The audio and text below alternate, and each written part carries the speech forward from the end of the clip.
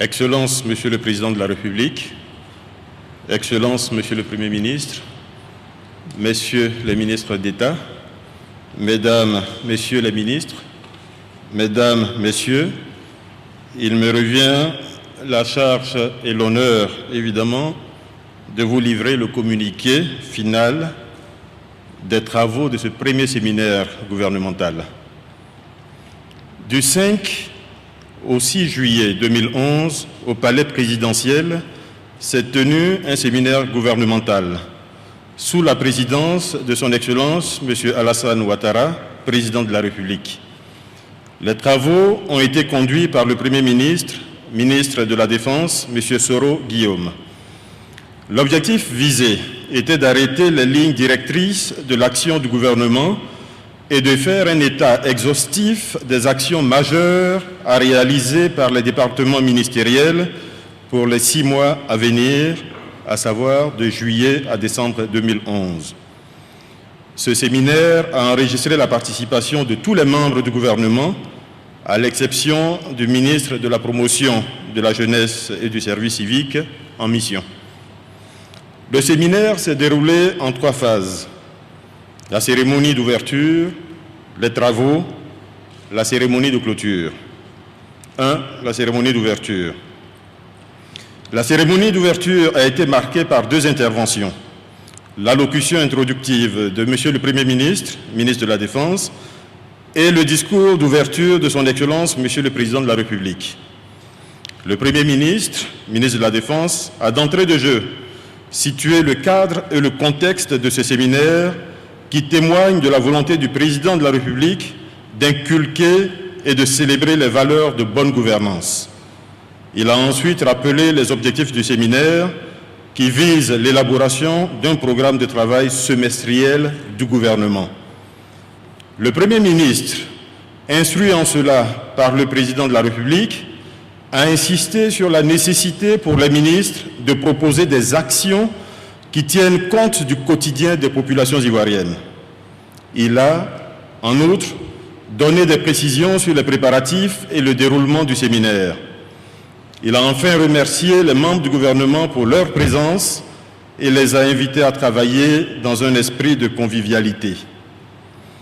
Dans son allocution d'ouverture, Monsieur le Président de la République a rappelé le contexte politique et socio-économique particulièrement exigeant dans lequel le gouvernement doit mener ses actions et a insisté sur les attentes pressantes des populations.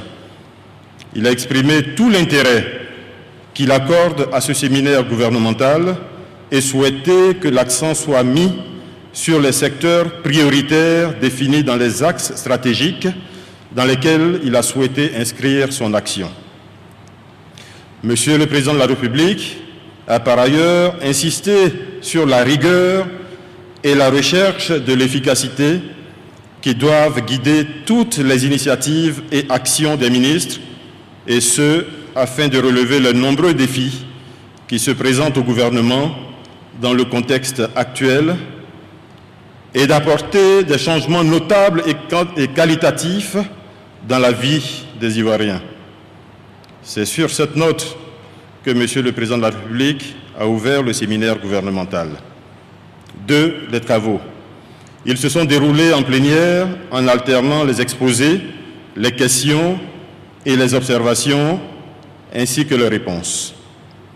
Les interventions des ministres ont été faites conformément aux 6 thématiques retenues pour la conduite du séminaire, à savoir thématique 1, défense, sécurité et état de droit. Thématique 2, éducation, santé, emploi, affaires sociales. Thématique 3, économie, secteur privé. Thématique 4, infrastructure. Thématique 5, environnement, cadre de vie, habitat, services publics. Thématique 6, culture, jeunesse, sport. L'occasion a ainsi été donnée à chaque ministre de présenter une communication sur le plan d'action sectoriel de son département.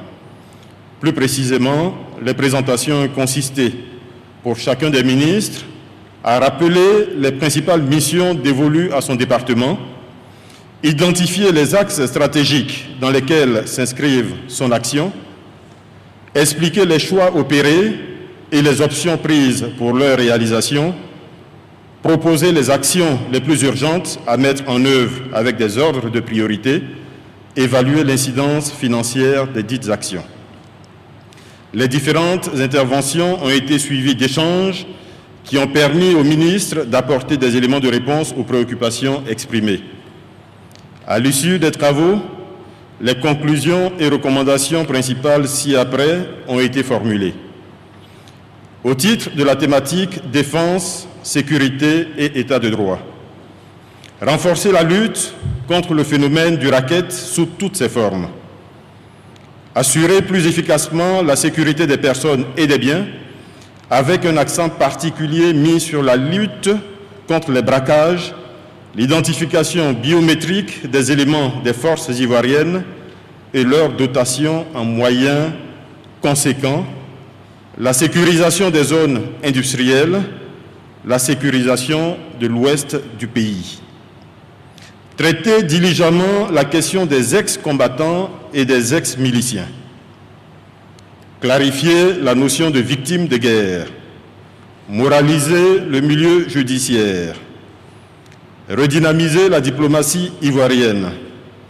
Renforcer les relations avec les organisations des droits de l'homme. Relativement à la thématique éducation, santé, emploi et affaires sociales, promouvoir l'adéquation formation-emploi par le renforcement du partenariat public-privé, accorder une attention soutenue à l'organisation des examens de fin d'année compte tenu des perturbations qu'a connues l'année scolaire 2010-2011. Réguler l'activité syndicale dans les établissements secondaires et universitaires. Assainir le milieu de l'enseignement supérieur privé. Améliorer la couverture sanitaire de l'ensemble du territoire national.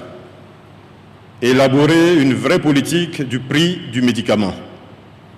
Prendre en charge la question de l'emploi des jeunes.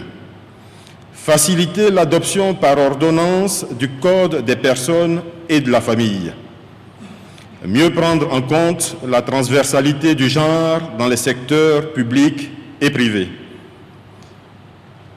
Favoriser une meilleure représentativité des femmes lors des élections législatives, municipales et des conseils généraux à venir.